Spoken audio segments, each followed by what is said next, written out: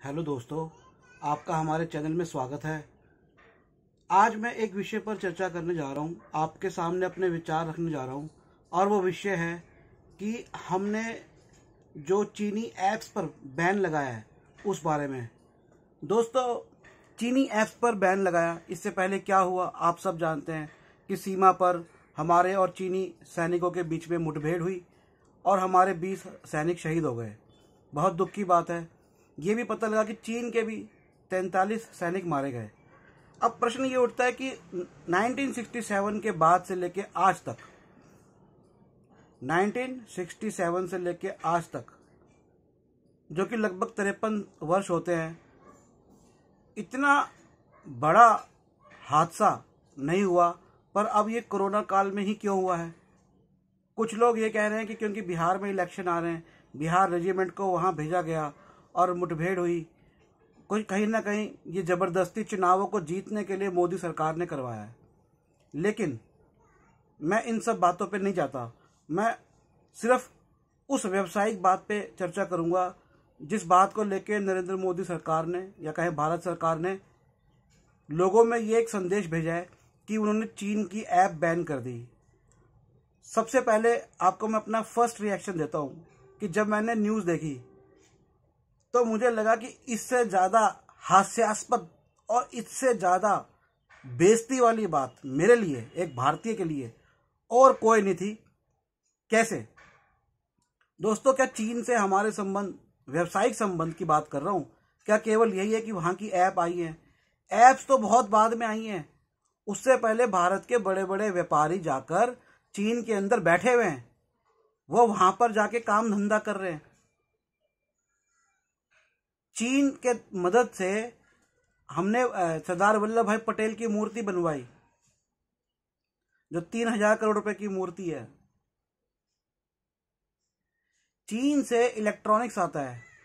लगभग 15% सामान जो भारत के परमाणु कार्यक्रमों में इस्तेमाल होता है वो चीन से आता है। ऐप पर बैन, बड़ी मजेदार बात है। और क्यों किया इन्होंने? और इसमें इन्होंने भारतीयों को क्या मिल रहा है वो नहीं देखा। इन्होंने जो पक्ष रखा है वो ये रखा है कि भारतीयों की सुरक्षा और डाटा के लिए।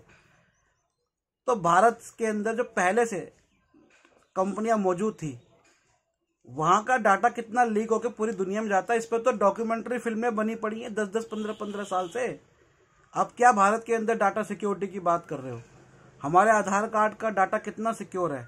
आज आप एक बैंक में अकाउंट खोलो, उस अकाउंट में आपकी 10-15 हज़ार की ट्रांजैक्शन हो जाए, सारे बैंकों से आपको फोन आने लगता है। आज आप एक कंपनी में अगर आप बीमा लेते हो, सारी कंपनियों से आपको फोन आता है। उनको कहाँ से पता लगता है कहाँ से डाटा सिक्योर है? डाटा तो कोई सिक्योर है ही नहीं। पर्सनल इंफॉर्मेशन, मोबाइल नंबर, ये सिक्योर नहीं है। दूसरा ये, जब आप डाटा की बात कर रहे हो तो आपको नहीं पता कि गूगल को खड़ा करने में अमेरिका का खुफिया विभाग और अमेरिका सरकार की बहुत बड़ा हाथ रहा है। उनकी बहुत बड़ी फंडिंग रही है। गूगल के ऊपर ये आरोप लगते रहे और सिद्ध होते रहे कि गूगल जासूसी करता है, तो आप गूगल बैन करो। फेसबुक पे ये आरोप लगता है कि वो लोगों के डाटा को मिसयूज करता है, फेसबुक बैन करो। अब मैं दूसरी बात पे आता हूँ।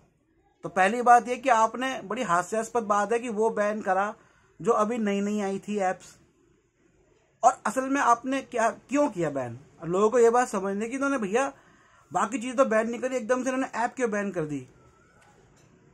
ये वो मानसिकता के लोग हैं जो भारत के लोगों के हाथों में अगर कोई स्वतंत्रता के कोई साधन आ जाए और जिससे लोग खुलने लगे, उत्साहित होने लगे, और खास करके जहां पर नारी आंदोलन या नारी की स्वतंत्रता की बात हो, वहां पे ये लोग पूरी तरह से अपनी उस मानसिकता, प्राचीन मानसिकता, पुरुषवादी मानसिकता के हिसाब से काम करते हैं। टिकटॉक पे हो क्या रहा था? टिकटॉक को तो ये पहले से, जो पुरुष सत्तावादी है वो टिकटॉक को पहले से बंद करना चाह रहे थे, क्योंकि लड़कियां, स्त्रियां अपनी मन की इच्छाएं, अपनी भावनाएं उस पर व्यक्त करके डालती थी। तो इनकी पुरुषवादी सोच ये थी कि पुरुष तो चड्डी पहन के लंगोट में और बाबा रामदेव नंगा होके या गांधी चंद एक धोती के अंदर पूरे दुनिया के सामने तो आ सकता है, लेकिन नारी अपने भाव भंगिमाओं को, अपने मन की इच्छाओं को, उसके अंदर की कोई अभिनय की कलाओं को, उसके अंदर की बातों को लोगों तक ना लेके जाए, उसका दमन करना, वो सोच इनके अंदर मौजूद थी। इसलिए टिकटॉक तो ये बैन करना चाहते थे।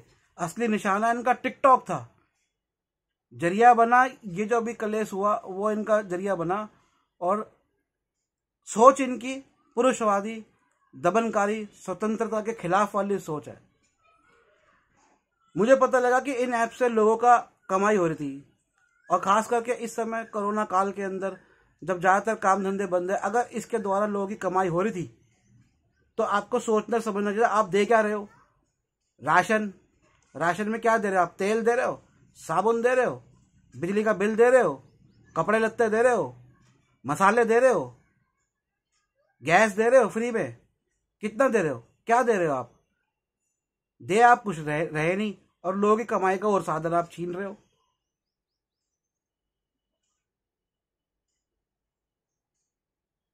तो इनका इन ऐप्स को बैन करने का ये था कि इन्होंने उन व्यापारियों को तो ऊपर तो कोई गाज नहीं घेरी जो जाके वहां मोटे मोटे बन के बैठे हुए हैं।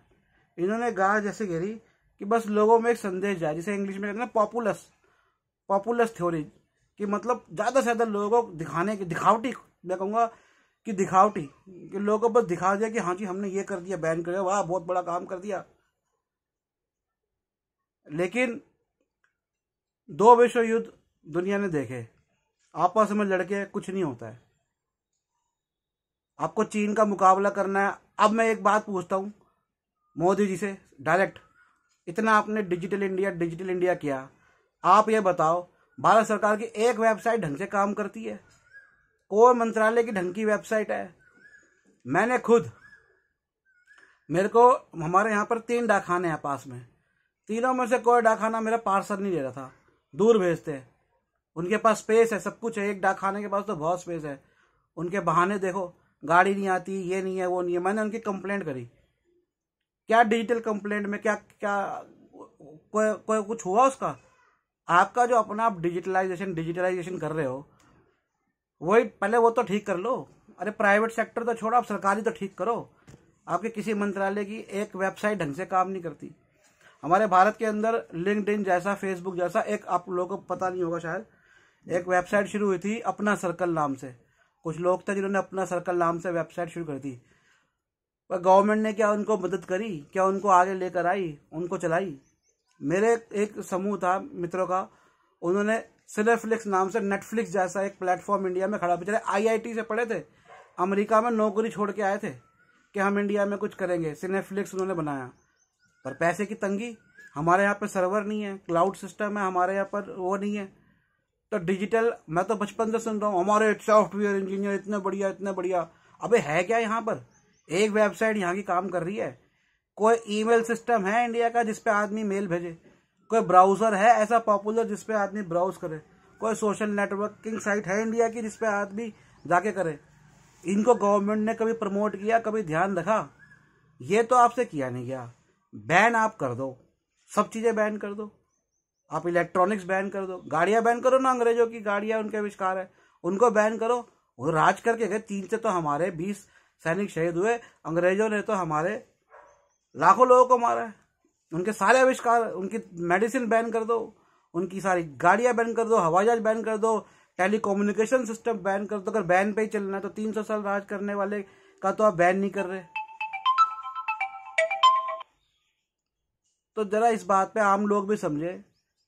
लड़ाई हो गई, बहुत दुख की बात है, लेकिन इस लड़ाई को बढ़ाया ना जाए।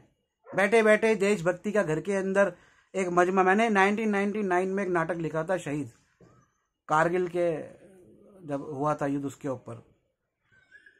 उसमें मैंने यही बताया था कि हम तो यहाँ पर बैठे अपना काम धंधा करते हैं। मैं उसका एक डायलॉग मुझे थोड़ा बहुत याद है 1999 का, हालांकि 21 साल हो गए इस बात को। उसका एक डायलॉग है कि एक प्रोफेसर एक डॉक्टर के बीच में बात हो रही होती है, तो वो डॉक्टर बोलता है कि अरे भैया बड़ी खुशी की बात है कि उस समय कारगिल में घुसपैठ हुई थी, कि भैया हमने तो घुसपैठ खत्म कर दी और घुसपैठियों को मार भगाया।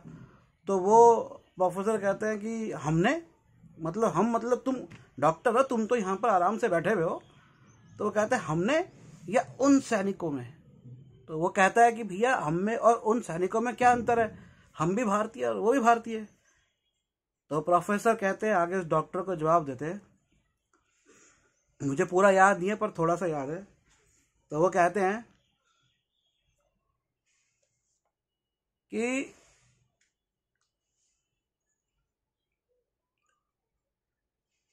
हम जो भारतीय जिन्होंने ये भारतीयता का चोला पहना हुआ है और इस चोले पे बड़ा गर्व कर रहे हैं, बड़े खुश हो रहे हैं कि हमने घुसपैठ खत्म कर दी, हमने सीमा पर उनको दूसरे दुश्मन देश के सैनिकों को मार दिया,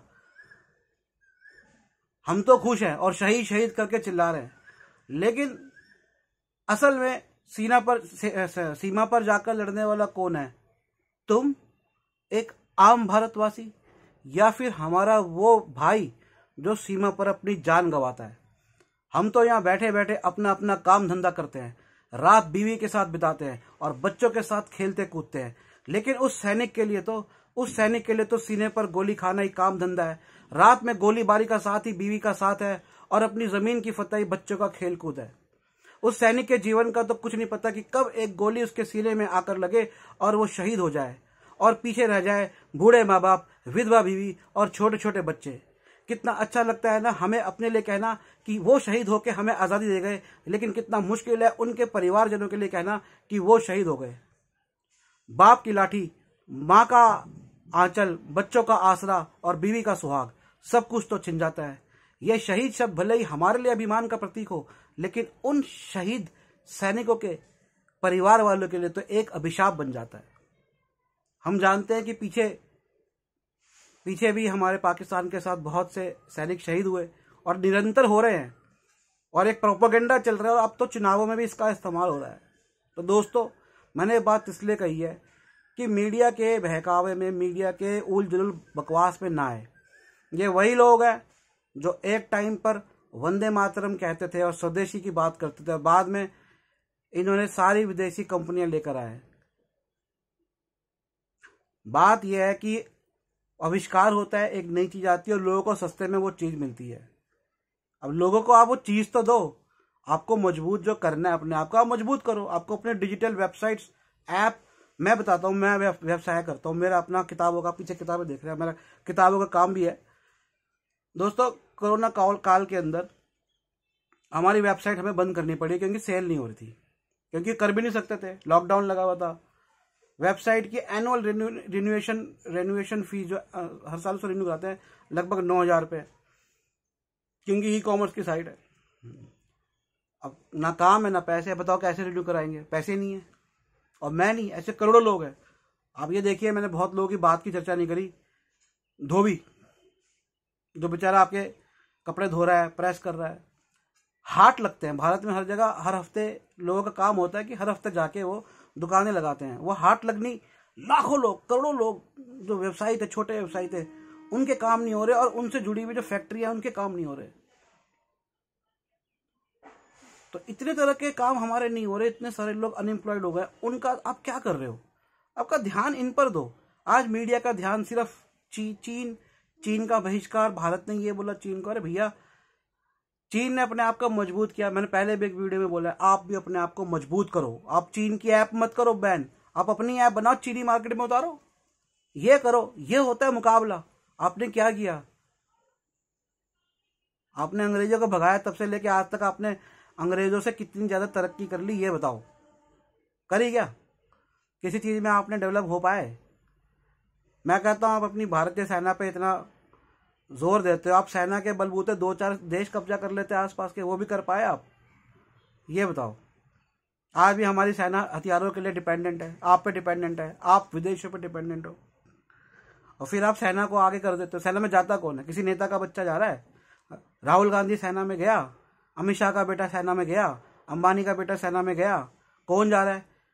या तो गांव के लोग जाते हैं, या जो ऑलरेडी बड़े बड़े अफसर हैं उनके बच्चे जाते हैं। और कौन जाता है सेना में? ज्यादातर सेना के अंदर भी एक बात मैं और कहूंगा, आदिवासी कितना सेना में जाता है। आज रोड बना रहे हैं आदिवासी, लेह लद्दाख में, छत्तीसगढ़ के आदिवासी, वो बेचारों की हाइट छोटी होती है, और हाइट छोटी होती है उनसे आप सारे मुश्किल काम करा लेते हो, ऊंचे ऊंचे टावर बनवा लेते हो, फटाफट भागने वाले काम करा देते हैं, लेकिन सेना में कितनी हाइट चाहिए होती है, उनको क्यों नहीं एंट्री होती? गोरखाओं के लिए हाइट छोटी है, आदिवासियों के लिए है कि नहीं है? अगर है अच्छी बात है, नहीं है तो वो होनी चाहिए। तो अपने आप को पहले चीन से मजबूत करो, आपका प्रोडक्शन मजबूत करो। अभी आपने इलेक्ट्रिसिटी, अब जाके तो इलेक्ट्रिसिटी 24 घंटे आनी शुरू हुई है देश में, पावर है, रोड्स खराब है। मैंने पहले ही बोला, इंडस्ट्रियल एरिया में दिल्ली में मोदी जी आ जाओ, केजरीवाल जी दिल्ली में 6 साल राज किया, हाथ जोड़ के आपसे गुजारिश है, आके जरा इंडस्ट्रियल एरिया के रोड्स को देख लो एक बार। आप खुद उसी वर्ग से आते हो जो व्यवसाय में है, उनकी भी व्यथा सुन लो। इंडस्ट्रियल एरिया के रोड कब ठीक होंगे, सुअर लेटने कब बंद होंगे दिल्ली में, ये बता दो आप। तो दोस्तों मैं सिर्फ ये कहूंगा, देशभक्ति पॉजिटिवनेस के साथ होनी चाहिए, नेगेटिवनेस के साथ नहीं। हमें दुनिया के साथ मिलकर रहना है। अमेरिका के साथ नेहरू सरकार ने दूरी बनाई रखी, फिर एक टाइम आया जब हमें अमेरिका के करीब जाना पड़ा, फिर वही कांग्रेस ने बिल क्लिंटन को बुलाया। दूरियां हमारी नज़दीक है अपनी, हमें जो विश्व के अन्य देश है उनसे सीखना है। हमें अभी ये शक्ति नहीं है कि हम अपना डेवलप कर लें, कर लो अच्छी बात है, लेकिन इस तरह से नहीं। तो अभी कोरोना काल है और मीडिया से गुजारिश है, भैया ये बता दो, मीडिया वालों हाथ जोड़ के है कि कुछ कोरोना में जो बेरोजगारी उत्पन्न हुई है वो दूर कैसे होगी, ये भी बता दो। तुम भारत चीन और युद्ध कराने में तुले हो, तृतीय विश्व युद्ध कराने पे तुले हो, भाई तुम जाके लड़ दो वहां पर। क्यों नहीं लड़ते? क्या वहाँ पे एसी वाले अपने स्टूडियो में बैठ के तुम पूरी दुनिया में लड़ाई लड़वाते हो हैं? तो दोस्तों ये बात को सबको समझने की जरूरत है। आई होप, मुझे आशा है कि मेरा मैसेज कुछ स्पष्ट हो पाया होगा और आप कुछ समझेंगे। Thank you.